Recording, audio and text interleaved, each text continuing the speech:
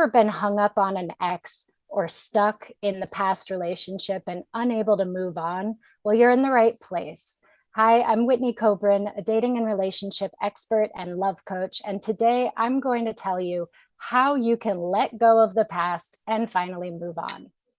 What if they all right? Baby, can we still shine? Tell me that we'll be fine. Always still in love. Hey, what if they all right? Baby, can we still shine? Tell me that we'll be fine. Always still in love. Hey, what if they all right? Still shine. Tell me that we'll be fine. Always still in love. What if they all right? Baby, can we still shine? Tell me that we'll be fine. Always still in love. Oh, what if they all right? Hello, Baby, welcome, can welcome we back. still So, shine? today we're going to be talking about how to let go and move on. And this is so important. Let's think about what will happen if you don't let go. If you don't let go, you can't move on. Maybe there wasn't a happy ending from what happened in the past, but you're going to be stuck in that unhappy ending rather than being able to close that loop and be able to move on and start a new story that could have a happy ending. And we're going to look at today why it's so hard to move on and what you can do about it to actually be able to move on. So, the first thing that I want to talk about is why it's so hard. And if you've ever seen this image, I know in my psychology textbooks, it was always in there, but the iceberg, where there's a little tiny tip of iceberg above the water, but a big, huge iceberg underneath the water. Well, that is your mind. And the little tiny tip that is above the water is our conscious mind, what we are aware of, what our conscious decisions are. This is where you make goals and decisions about your life. But your subconscious, the big part that's under the water, you may not be aware of, but that is leading your life. So anytime that you feel this internal conflict of, I want to let go, but I can't, or I want to achieve this goal, but I can't, you know that your subconscious and your conscious mind are duking it out. So there is a battle happening between what one wants and what the other one wants. And our subconscious mind is programmed to keep us safe. That's why it's so hard to reach a challenging goal, because your subconscious mind will think about all the dangers. Well, what if I make a ton of money and then people want things from me? Or what if I make it and lose it? Or what if I try really hard and I fail? All of these fears will hold us back and keep us stuck and keep us in our comfort zone. And it's a very similar thing happening when we are stuck in the past. Our minds, our bodies, we get programmed just like computers, right? I don't know if you realize this, we have created computers in our image. We have a lot of the same defragmenting and processing. So let's think about it like that. When you were with that person or when you were experiencing that past event, it felt good. And you began to be programmed to want that thing, to need that, to enjoy that. Let's just assume it's a person. You're having a hard time getting over an ex. And so you're programmed by being around that person all the time that that's what you want, that is your everything. And then all of a sudden, let's say they're gone and it's over and you just can't move on. It's hard because deep down, you have these feelings that you want to stay attached, that there's hope of getting back together, that maybe this is the best you can ever do. And so the first step to being able to let go and move on is to acknowledge, what are your actual thoughts? What are you actually thinking about this? And you might have very contradictory thoughts of, I'm ready to move on and be with someone else, and I really miss this person and I wish we were still together. And just know that that's super normal to have these conflicting views. So, this is the first step. You want to ask yourself also, what is the payoff of still being stuck in this past? What am I getting from it? How am I feeling better, right? Justified. So this might look like if I'm hung up on the past and I'm asking myself, what's the payoff? Maybe if you have kids, you really are trying to be with that person still because there's kids involved and you really want them to have the family. Maybe you just have really positive memories, and now in your current life, you're not having those happy, positive memories. So you are still wanting what was in the past. Your payoff, it might be about being right. Maybe you made a decision a long time ago that that is your person, right? You committed to them, you're loyal, and you don't know how to break that commitment. It's just not something that we're taught to do. We're taught to make commitments and keep them. Granted, a lot of people are quite good at breaking their commitments, but some people really struggle with that. And so I want you to go through this process with a lot of compassion for yourself. Don't beat yourself up in this process. That is totally counterproductive. We want to be able to sit with the thoughts and then sit with the feelings. So when you are thinking about this, it might bring up uncomfortable thoughts, negative feelings. You might want to cry, you might get angry. But instead of just going around those or shoving them down or ignoring them or going and relying on your favorite coping mechanism, drinking, smoking, shopping, whatever it is, instead, you want to sit with that emotion. So, sitting with it means that you focus on it, you feel it, you let it give you all that feeling that you really kind of want to ignore. This is the first step, is just sitting with it. And then we can't just let go, right? If you've talked to other people and friends and family, they might just say, well, just let it go, move on, come on, let's go. And it's just not that simple. We need to process it. We need to get through this step. So after you are able to journal and write down all the thoughts around this thing, and then sit with the feelings that come up around that for a while, right? Maybe for some people in 5 minutes, they'll feel like they've been able to feel those feelings and process it. For other people, they could sit for an hour and maybe need some more time. It's a lot like meditation. I would recommend, if you have a hard time with silent meditation, to have some music, maybe even add some movement to this practice of just sitting with the emotion. And then you want to think about, of all those thoughts that came up, which ones are you ready to let go of? So this is where we connect the thoughts from the unconscious, subconscious mind to your conscious mind. In your conscious mind, you decide, okay, I realize that I'm hanging on to this because I think that there's still hope of getting back together. But I realize there is no hope. It's not going to happen. So you need to first give yourself permission. Say, I am going to move on from this. I am going to let go of this. If you never make that decision, it's going to stick with you and be really hard. So it's going to be important for you to decide, and no one else can decide this for you. And you can only do it when you're ready to do it. But it's a huge step to decide, I'm going to let go of this belief or this thought or this tie that is tying me to this person. And then you want to visualize letting it go. So thank it, because there's been some sort of payoff, right? It's given you hope, it's given you good feelings. Acknowledge that it was there for you, but you no longer need it. And visualize sending it away. Maybe you put it in a hot air balloon and watch it float away. Maybe you drop it into the middle of the ocean, like in Titanic, Maybe you light it on fire, send it in the mail, whatever it is.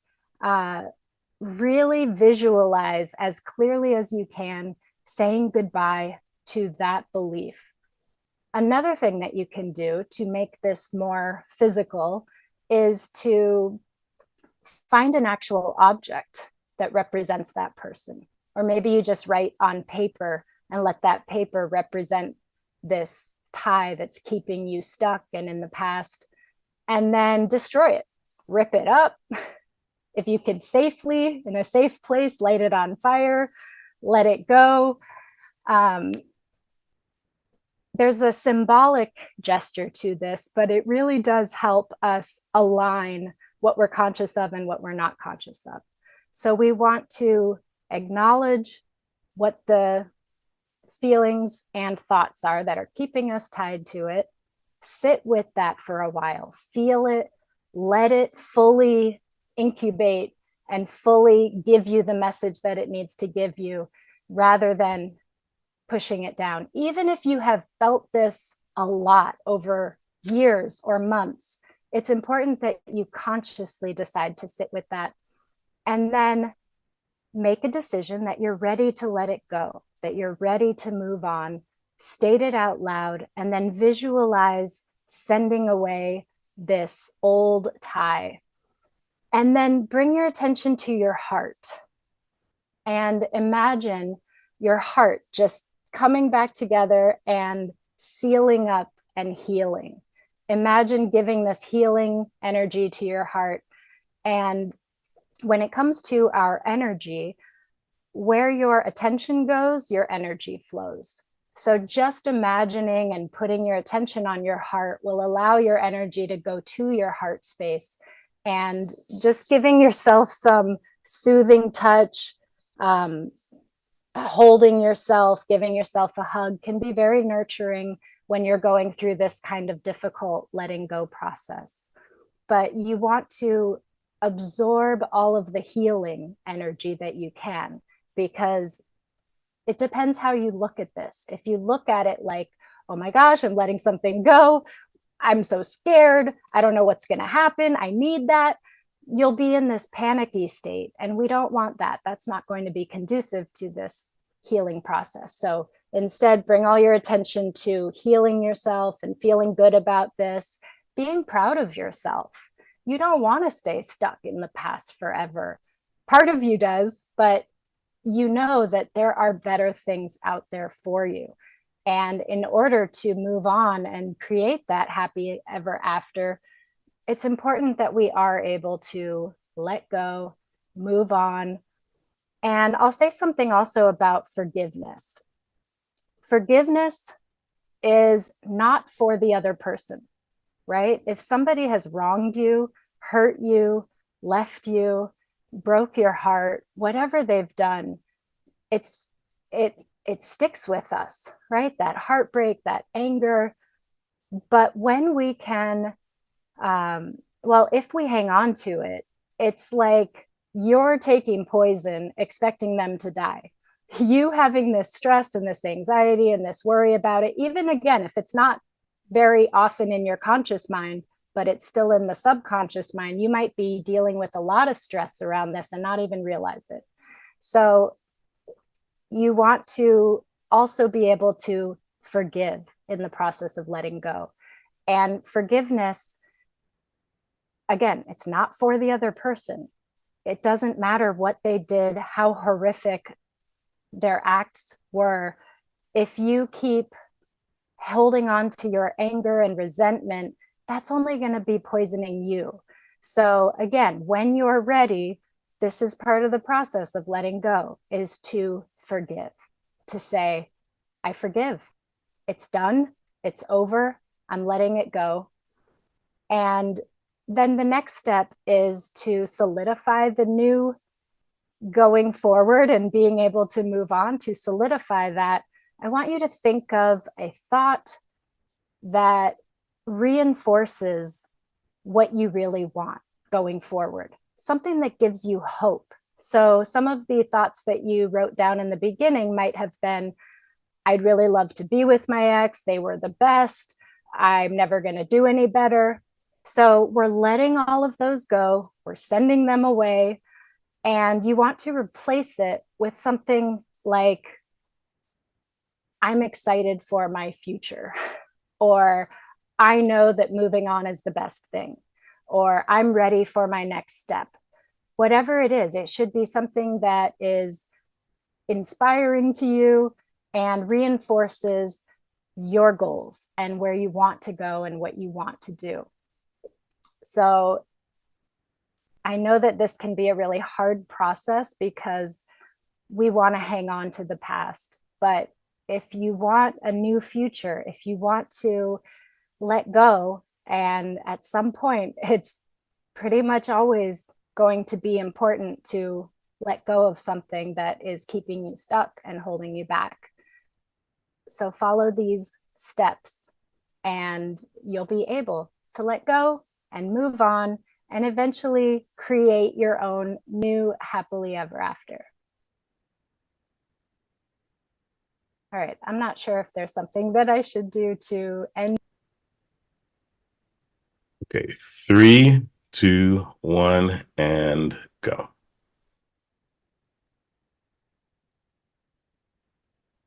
If you enjoyed the program today and got some benefit out of it, I would love to hear from you. You could reach me at my website, whitneykobrin.com. That's WHITNEYKOBRIN.com. And for ladies who are looking to improve their love life, their self-love, their dating, their relationship, I invite you to download my app. It's called Love Coach in My Pocket, and you can find it on Apple and you could find it on the iTunes Store and Google Play Store.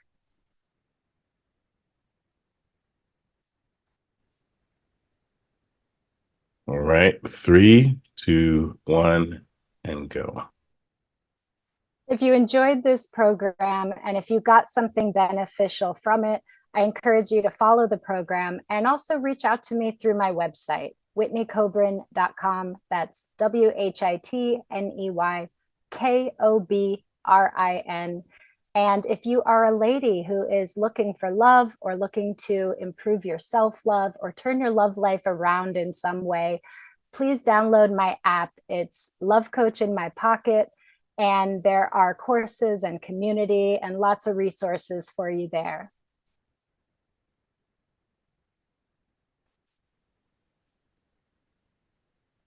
Three, 2, 1, go. Hi, are you single right now?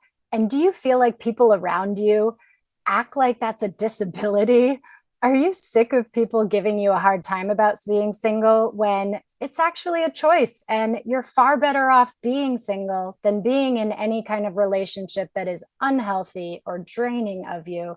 So that's what I want to talk to you today about, is the joys and unexpected delights of being single. I'm Whitney Kobrin, dating and relationship expert and love coach for women. And I hope you enjoy the program today. 3, 2, 1, go. Are you single and tired of the people around you acting like it's a disability, saying, "Oh, I'm so sorry, you'll find someone soon"? Blah. That's what I want to talk to you today about. I'm Whitney Kobrin, a dating and relationship expert and a love coach for women. And I want to talk about being single by choice and the unexpected delights of being single.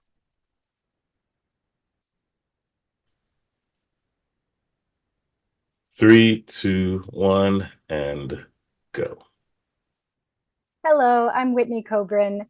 Thank you for being here today. And I'm a love coach. I worked as a matchmaker. I work with a matchmaking company. I am all about love, and I love love, and I love helping people find happy, healthy, amazing, lasting relationships, reinvigorate their relationships.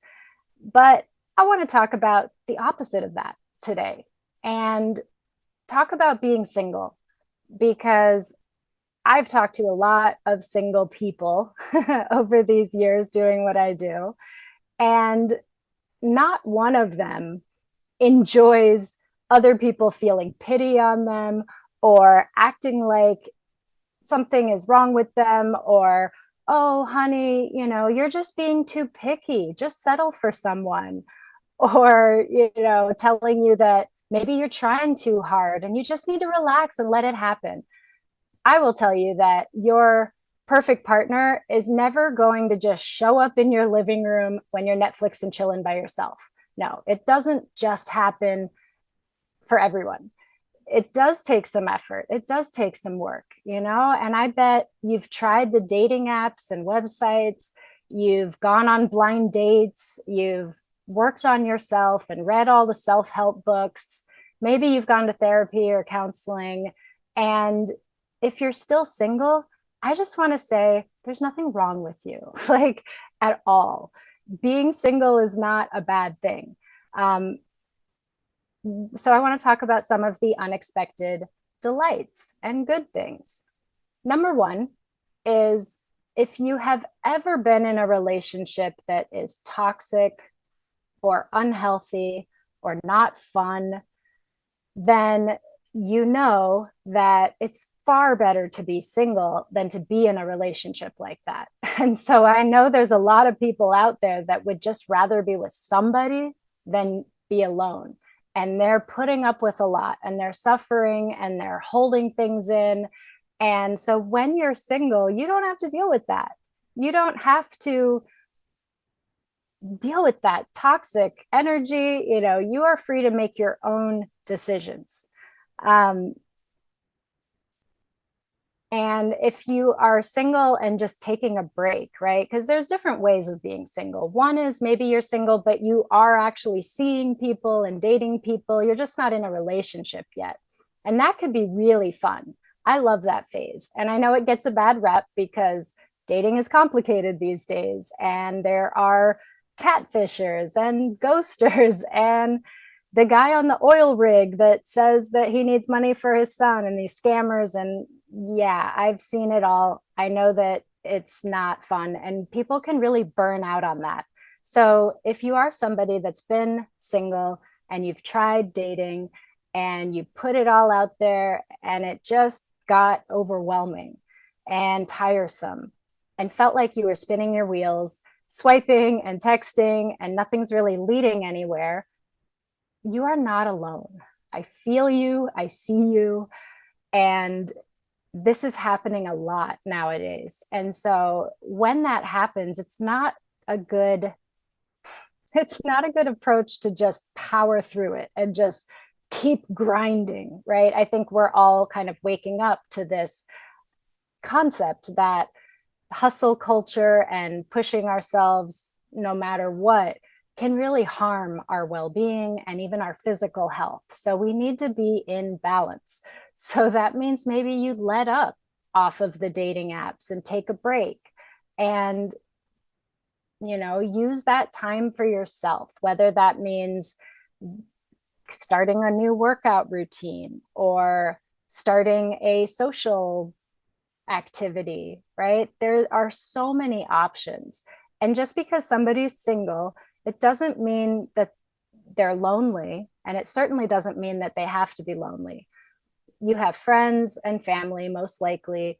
If not, there are so many ways now to meet new friends, to just find things online, find events through Facebook events or Meetup or Eventbrite, and go out and meet some people and hang out with people. And you don't have to feel lonely being single.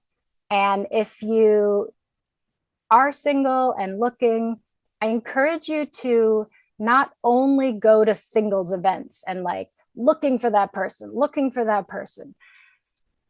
Be open to making friends. I know when I met my late husband, it was because I had made some new friends on Meetup.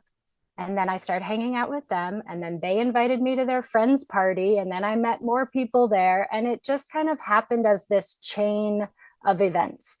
And so when you're too focused on one singular outcome, like I'm going to this speed dating event and I want to find my partner, then if that doesn't work out, you could end up really disappointed. So we want to take the pressure off, keep it kind of casual, allow yourself to be relaxed and be yourself, be authentic, be true to yourself and how you're feeling, and enjoy it. Enjoy yourself. It's like when someone really wants a baby, it's worth enjoying the time before the baby, because that's going to change a lot when all of a sudden you don't have time to yourself very often. So while you're single, I encourage you not to look at it as a bad thing and feel lonely, and definitely don't get lost in your head with, the downward spiral of, I must not be lovable, I must not be good enough, it's never going to happen for me. None of that is helpful, and I hope you don't do that. And I hope that if that starts to come out, that you have some sort of tools or practice like self-compassion or meditation or embodiment or movement or something where you can get yourself back into out of that negative spiral. That said, it is very normal to have that yearning for a partner. So if you're capable of having, you know, both of these thoughts in your mind at one time that may be contradictory, that can make you feel very whole and at peace to say, I am content with myself single, and I do want a partner. They could coexist, but it doesn't mean that you're going to be working really hard and desperately chasing after finding a partner. Sometimes when we try too hard, it could be like in baseball, if you hold the bat too tight, you can't hit it properly. Or if you catch a butterfly, right? If you hold it too tightly, you could crush it. So there's always this sweet spot, this balance of being open to the new experiences and wanting to invite a partner in, making eye contact with people, giving your number out if somebody seems interesting. We want to be able to do that and balance it out with not feeling like there's too much pressure and too much demand on that. And it's great when you can use that time to not just improve yourself, because I kind of I'm in the self-improvement field, but I have this belief that if we're always trying to be better, if we're trying to change who we are, then that could become a negative influence in our life also. So it's not just about, I'm going to work on myself and I'm going to become a better person so that I attract a better person. I mean, there is truth to that, yes. But really what it's about is you're not becoming something different. You're actually shedding all of the things that are holding you back so that you can truly be yourself and truly shine. And that, in my opinion, is the goal of self-improvement, is to really be your best self, to be your most authentic self, to be able to release and get past our fears that keep us playing small and stuck in our comfort zone and afraid to, go talk to the cute person over there in the corner of the room. We want to let go of the fear, the self-consciousness, the insecurities. When we let go of those things, that's how you become a better person. That's how you improve yourself, because you can just be more agile in your world, more dynamic, able to go with the flow and run with the punches. And when you are called to show up or to be your best self, that you're less shut down or less encumbered. That's a great thing that can come from being single. So pay attention to that and ask yourself, if you are single, are you going about it like, oh man, yeah, I'm single, kind of deflating, want? Or are you like, yeah, I'm single and I'm using this time to enjoy what I like and explore what I like and be my best self? And that is such a magical place to be. And it does help you to attract a partner who's going to be, on that level with you. Um, I know people that have gone to on so many first dates and so many singles events, and they're just not finding their person. And usually they're very anxious about it. So, if I could give you one tip to improve your love life, to improve the way you feel single, to improve the chance that you'll find an amazing partner who loves you for you, is to work on being more at peace and more relaxed and letting go of this anxiety and worry and fear and insecurity. And I know that might sound like a tall order. If that's something that you feel stuck in, reach out, find a therapist or a coach. I mean, this is something that I work on with my clients, but there's a lot of different resources out there, and find what works for you. I know that meditation has amazing benefits that have been scientifically proven, and yet I know that meditation is not for everyone, but there are other options that you could do as well. So if you're not into meditation, maybe you do something with movement.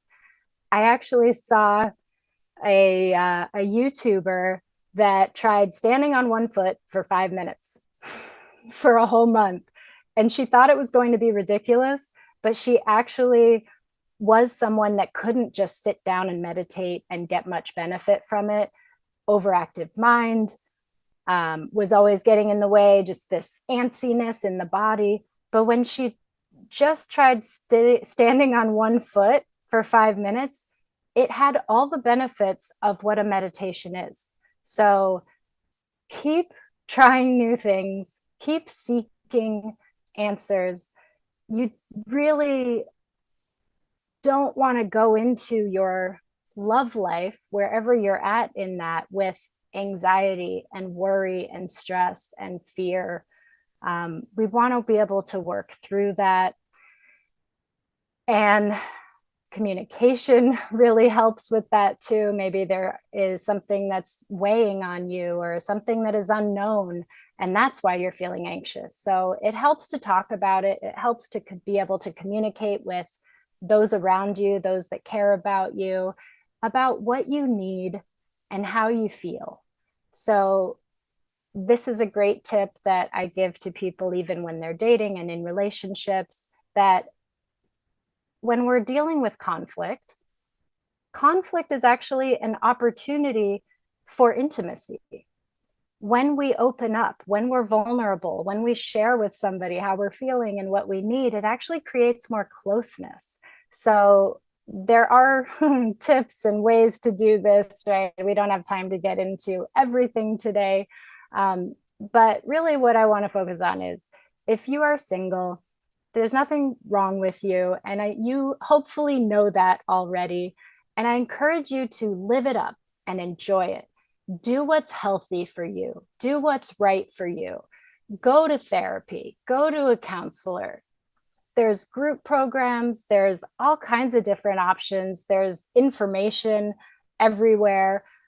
Sometimes just getting the information isn't enough, right? How many times have you signed up for an online course or a free guide and then you don't even look at it? So that's why sometimes it is good to have a therapist or a coach that will actually meet with you and make sure that you're learning the things and practicing the things and implementing it into your life, right? Someone told me recently that no one hires a coach for information. They hire the coach for transformation. And I 100% agree with that. So if you are sick of people saying things like, well, maybe if you focused on your career less, then you'd have better luck. Or you're such a catch, it'll happen for you. Yeah, we don't want to hear that, right? We know it'll happen when it's time. So keep your chin up, enjoy yourself. And when you're ready to find that partner, I would love for you to reach out to me and I can help you. You can reach me at whitneycobrin.com or download my app, which is Love Coach in My Pocket. Thanks, and see you guys next time.